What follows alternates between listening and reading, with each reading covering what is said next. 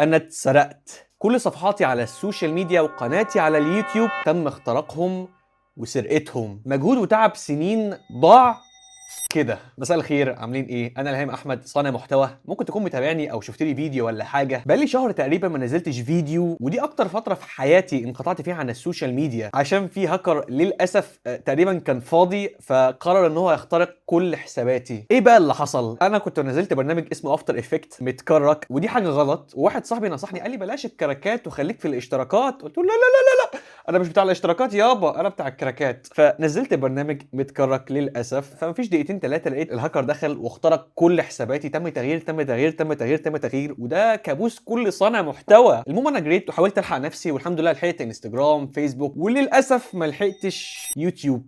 ضاعت واتسرقت.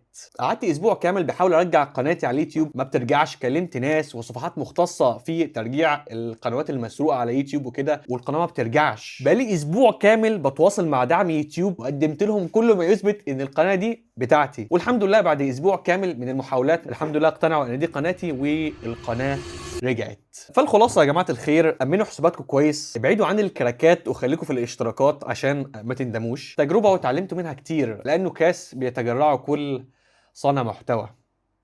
استنوا الجزء الثاني عشان تعرفوا بقيه الحكايه.